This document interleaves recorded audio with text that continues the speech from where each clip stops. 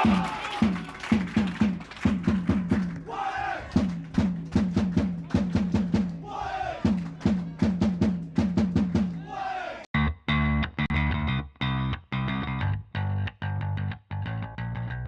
and welcome to the Cantilever Chat, your unofficial home of all things Warrington Town FC. We're back after a busy Christmas period. We're in a new year. Cantilever Chat is still going and we've not missed a game yet. I'm here with Rowan, Oscar and James. Hello everyone. Glad to be back. Definitely. Yeah. It's good to be back, mate. It's good to be back. We've got our expert James over there who's not missed a game. New Year's Day, Boxing Day, and he's been there. I know you're No matter dedicated. what, yeah. Previews on thinking Christmas Day, doing all sorts. To the left of me, we've got our Christmas quiz master, Rowan.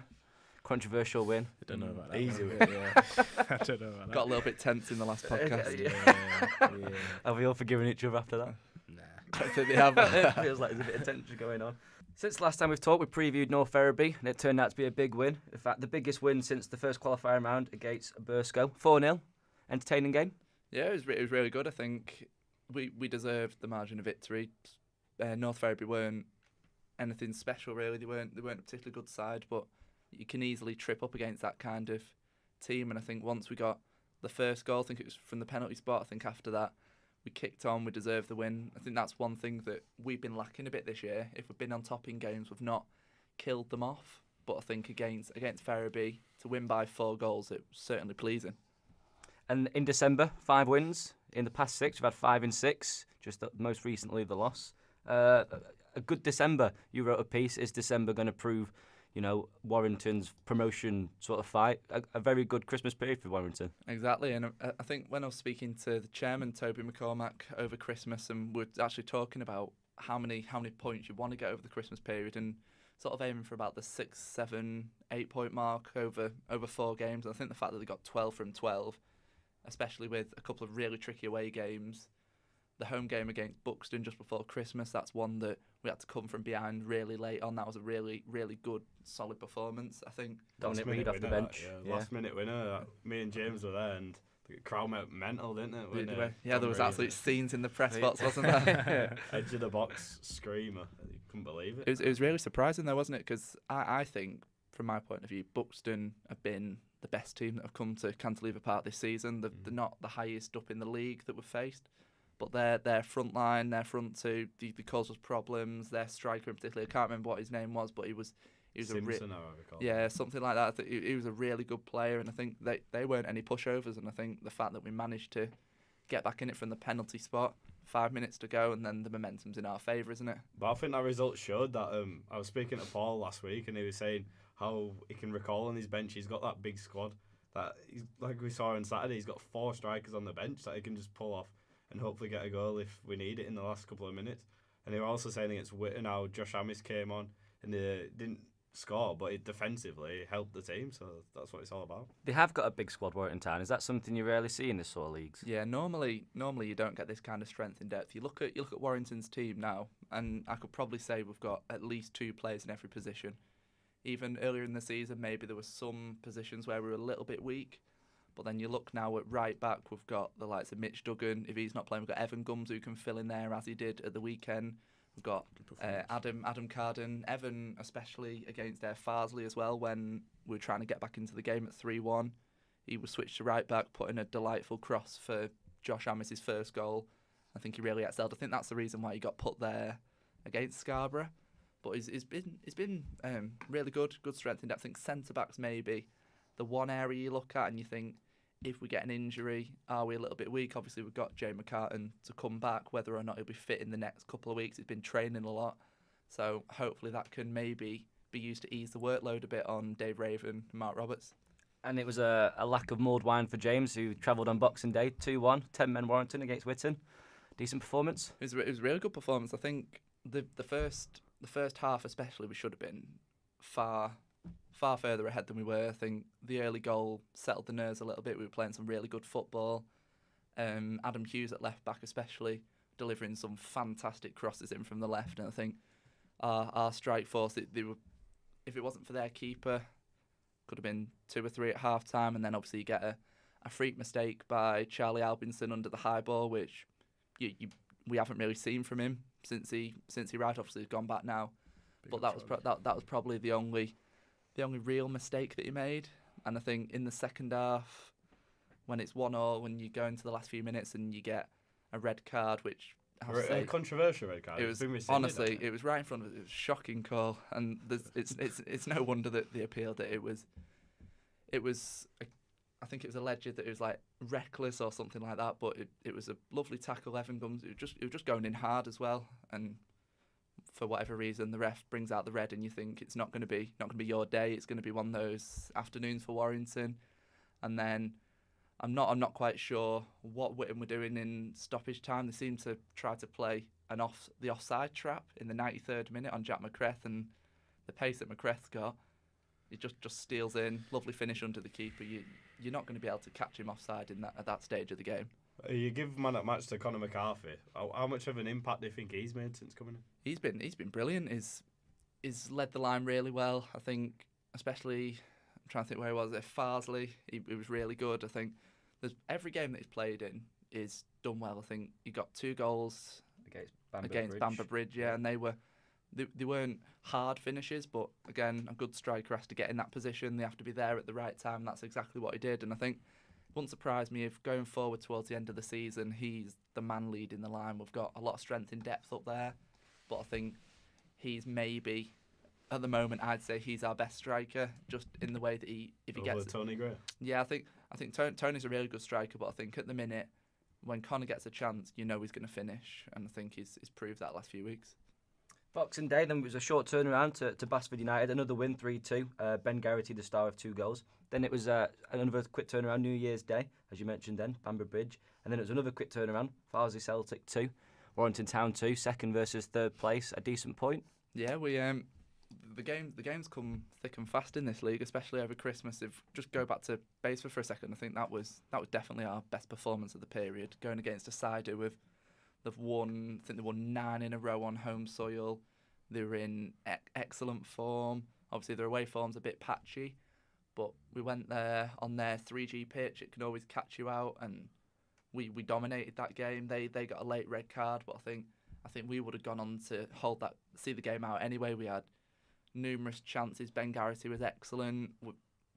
A lot of the players over Christmas, you sometimes expect 1 or 2 to maybe slow down or have the bad performance here or there, but we've not really seen that. There's not been anyone who's really had a poor performance. I heard Dylan Vassallo had a great game against Basford. What were your thoughts on Yeah, this? he did. We got moved to the I think it's number 10 role he was playing in, which is one thing we've tried a little bit, especially in the last few weeks. We've had Dylan Vassallo, we've had Jack Dunn, and Jack McCreth as kind of like that interchange in front 3. And I think Dylan's played a little bit in centre midfield last season. I think he's got all the attributes. Is a little bit different to Bohan Dixon in the fact that Bohan's a lot more physical. Bohan can hold the ball up. But in terms of creating that pacey counter-attack, working the opportunities to get the ball into Conor McCarthy in the box, I think Dylan really suits that position. And you get the feeling that the more he plays in that role, the better he'll become. What do you think that number 10, that suits him out of every other position? Because personally, when I see him, I feel like he's best suited out wide, but you saying that he's best in the number 10, what would you say that? Well, I think he's good out wide, but I think when you've got Jack McCreth and you've got Jack Dunn, who are both in fine form, you can't take the place of one of them. You've got Dom Reed, who when he's been coming on, he's been making an impact, so you kind of think where you're going to put him, and I think that number 10 role's a place that's still up for grabs. Bohan Dixon, we've spoken about him a lot, he blows hot and cold, he's had some really good games recently, but I think when he looks like he maybe needs a little bit of a break, you've got Dylan to come in, fresh legs, a lot of pace, a lot of exuberance, and I think he's settling into that role a bit more now. He's bringing out some excellent performances, and it's really good to see. You mentioned Jack Dunn there slightly. Over December, he's Player of the Month. He got Fans Player of the Month. We mentioned him on the cantileverchat.wordpress.com for his creativity. I think he scored a few goals in December. I'm not sure. At one point, it was about 3 in 5 appearances. You got 3 in as many games at one point. Yeah, so a really good Christmas period for him. There's no one else that we could have given that award to. Since he's come back, he's been brilliant. I think even from the bench or when he started, he's made such an impact. You can see the raw quality he's got. He was at Liverpool for a reason a few years back. Obviously, for whatever reason, he's spiralled down the leagues. He's found himself at Cantilever Park, but I think he's maybe feeling like he's got a home now. And I think now he's feeling a lot more settled. He's part of a group. The group know what he's about. He's obviously got the respect of his manager. I think that's really helping him, and we're really seeing him flourish, I think, and he's producing some fantastic offerings. May I give a quick mention to predicted prospect of the year? Oh, yeah. Is that what you said? That was one to watch, yeah. He's not forgetting that Christmas quiz, is he? Christmas special. You can I listen think that he needs to to our... calm down a bit. I Big up wasn't a Jack, fan man. of that. Big him up. Yeah, you said though it was hard to not pick him, and the fans agreed because the fans picked him as their player of the month as well. Yeah. Exactly. He's just been churning out performance after performance after performance. He's not let up. I think the only disappointing thing was his hamstring injury, which he's had a history of hamstring injuries, as Paul's mentioned in the past. Rolled him out of the Farsley game, and I think we missed him definitely in that game. Exactly. Against Farsley, we maybe could have done with his pace, because obviously without him and without Jack McCreth for that one, we switched to a narrow formation. I think it kind of looked to me, I don't know about you, Ron, it looked like we were playing a 4-4-2, but the midfield four was kind of a bit of a diamond. Yeah, when a question. Because we put all his attacking talent on show. We had Dixon in the calm and Gray and McCarthy up front. Exactly. It just looked a bit, I don't know. Well, I think it kind of worked, but then when I was speaking to Paul afterwards, he liked to think that it was more of a 4-3-3 with Dixon, McCarthy, Gray interchange. It didn't look like that when they were playing, but I think that narrow formation, it worked to a large extent against teams who want to have the ball in the midfield. That's an option that we can go to again.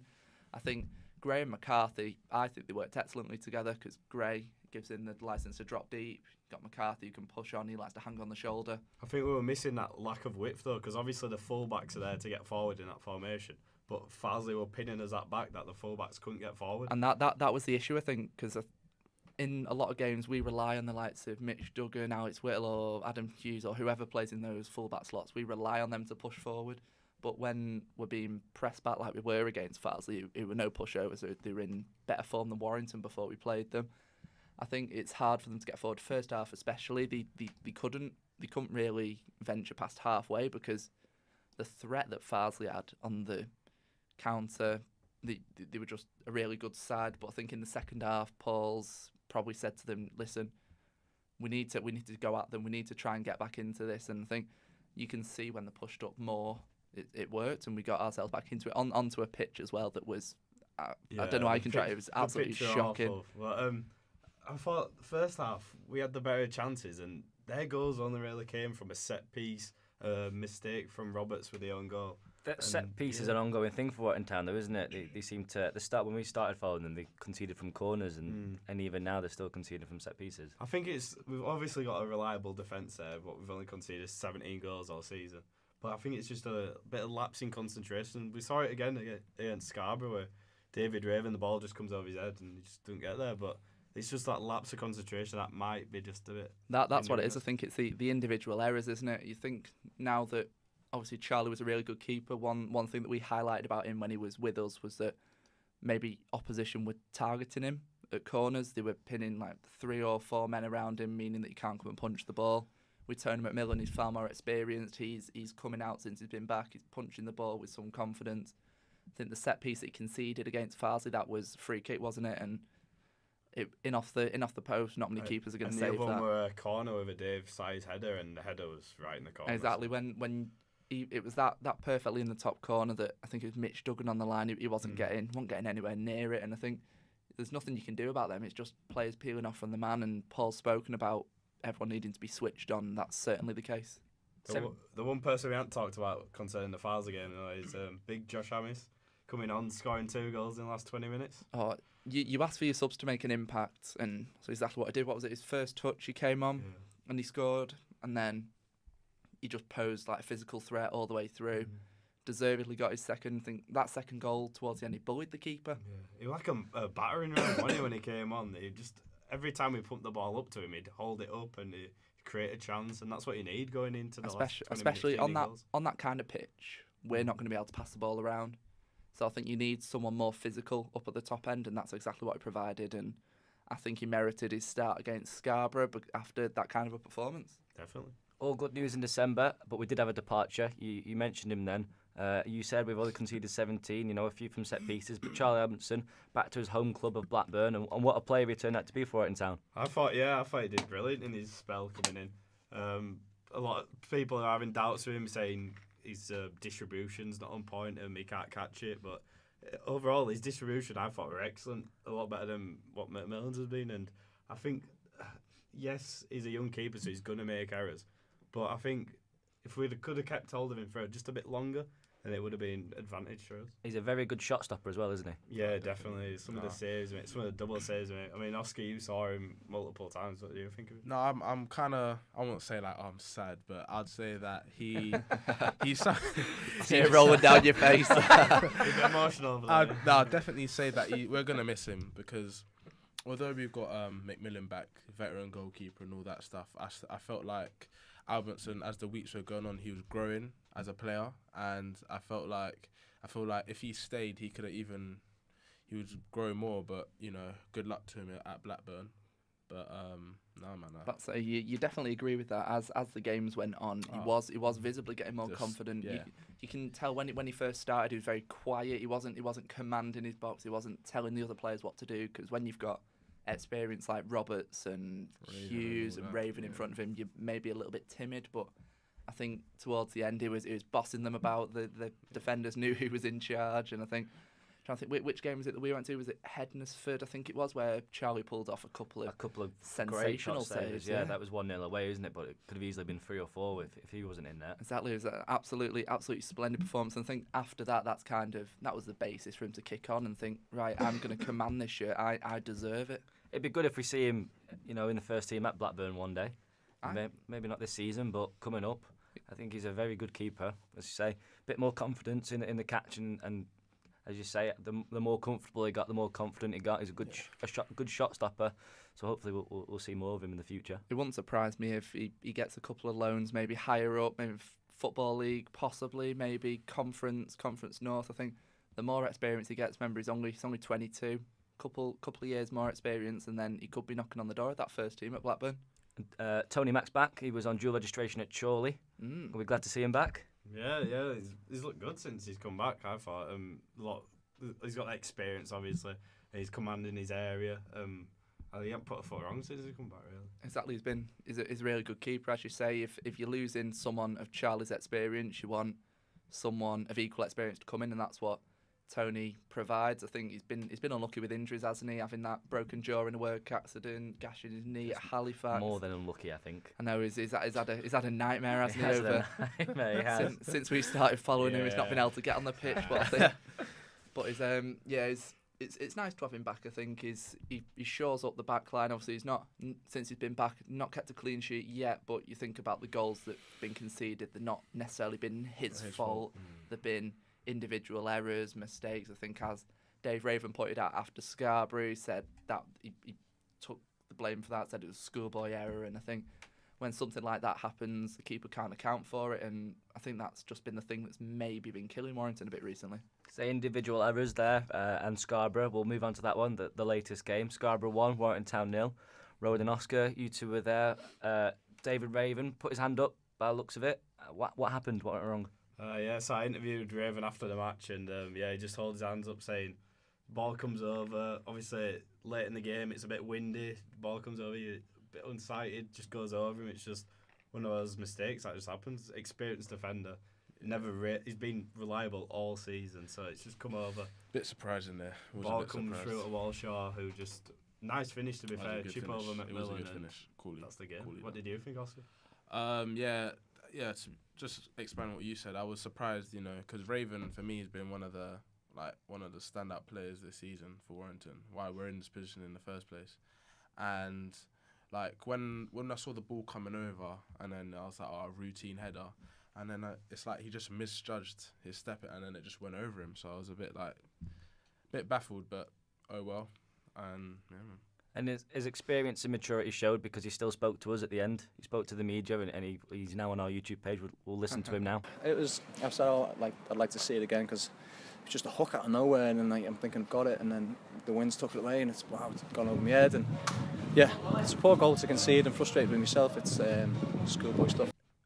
Amos, a double against Farsley Celtic, and then again he appeared against Scarborough, but Paul admitted it was the wrong 11 that he put out against Scarborough.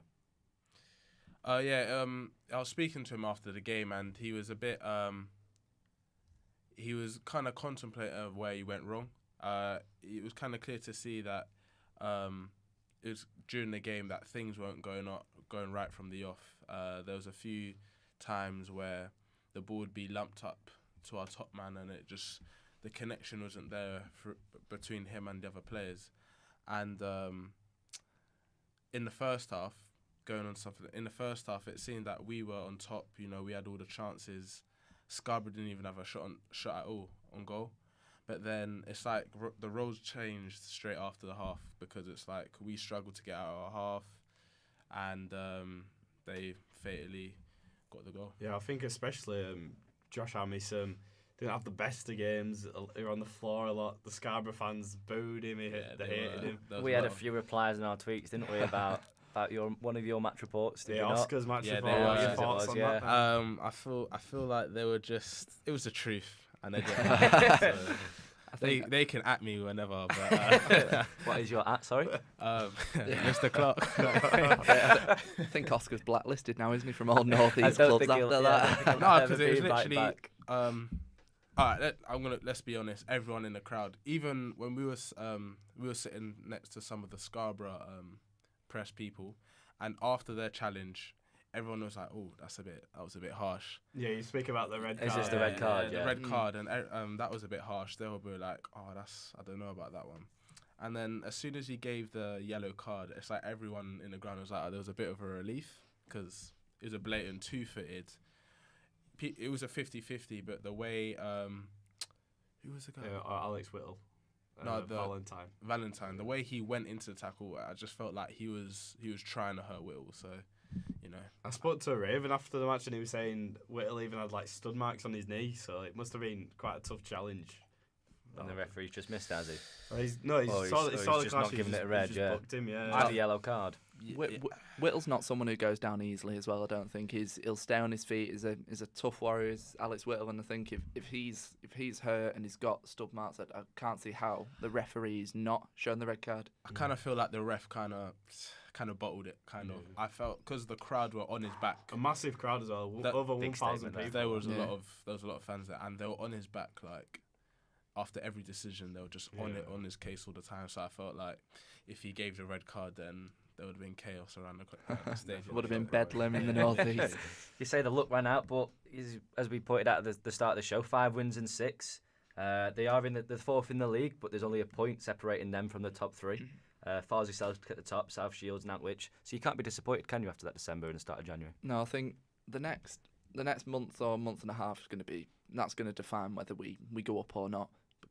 And even making the playoffs, because you look at some of the teams we've got Gainsborough away, we've got Workington away, South Shields which away. Which is a big game because they're in second spot at the minute, so you take the 3 off them and suddenly you're in second or first. And South Shields, since the last check to about a week or so ago, I think they've won every one of their home games, and going somewhere like that, I mean, we've got form for beating teams on their own turf. I think when we went to Basford, they won 9 in a row on their own patch, and we dominated them. Whether or not we can do the same against South Shields, that'll be another ferocious atmosphere. I reckon they'll have in excess of 1,000. They brought nearly 700 fans to Cantilever Park. It shows what crazy people they have in the North East. The long journey will affect them though, won't it? 3.5 hours in a coach. Yeah, possibly, but you'd like to think that it's not too bad. Obviously, they get a chance to go off, stretch the legs, gives them a bit of fresh air, and I don't know, the long travel can be an issue, but I think in this league, some of the places you go to, they'll be used to it by now, and I think prior to playing South Shields, when we've got the likes of Gainsborough, we've had Basford, we've had teams like that, we've had Scarborough, they'd be used to it, really. I'm looking at end of February 16th, you mentioned that South Shields away trip. But then the week after, we've got Nantwich at home. 2 massive games, top of the table clashes. Yeah, they're third at the moment, so yeah, 2 big games there. So if we can pick up 4 points from those, it'd be brilliant. Would you happy with the draw and a win then? Yeah, definitely. If we can pick a point up away from South Shields and then obviously beat Nantwich at us home ground, I think we'd be right up there. And next up is Lancaster, 19th spot at the minute in the Evo Stick League. They've won just 1 in the last 5 against Matlock. 2 draws, 1 draw against South Shields. So going off that, you don't know what to expect off them, do you? Exactly. Anything could happen. I think in this league, as we've shown time and time again, anyone can beat anyone, really. And I think you look at some of the teams in the league, even ones that aren't that high up, and then you play against them and you think, hey, why are they not higher up in the league? The likes of Hednesford, who were played, when we saw them, they were a really good team. I think they've lost a lot of players since we played them, and you can see how quickly teams can fluctuate between the top and the bottom, really. Yeah, and then after that, Grantham at home, is it? Grantham at home, yeah. Which is another big game. So, ending January with another big game and hopefully another 3 points Should be. going into a competitive February. And I'm sure Sean Bealey will want to be playing in that one, because I think that was the game where he got performer. Yeah, he was a brilliant performer against Grantham, and then he got a two-footed challenge in the last 10 minutes that kept him out for a long period of time. And I think he'll be dying to get on that pitch, give one back to the player who did it to him. And I think it wouldn't surprise me if Sean's given a bit more game time in the next couple of weeks, because out of our midfield, it's hard to think who you drop really, but they could even look at putting Sean in a midfield 3 with Robbie and Ben, and maybe drop Bowen out and just go more 4-3-3. As we said, the squad depth, we've got lots of players, we've got a lot of different systems. We've played 4-4-2, 4-4-2 narrow, 4-3-3, 4-2-3, and we've played all these systems. We know how to play them, so... And a quick injury update before we go. I don't think Warrington have too many at the minute, do they? No, it's just Jay McCartan out at the minute. I interviewed Paul last week, and obviously Jack McCreef and Jack Dunn both played at the weekend. So if we can keep this full squad going into those tough games at the end of February, we've got a chance. That's it then from us at Cantilever Chat. Thanks for joining us. You can find out all the latest content on Warrington Town on thecantileverchat.wordpress.com. You can follow us on Twitter and Instagram. Lots of content coming up and full match report from this weekend against Lancaster City. See you later.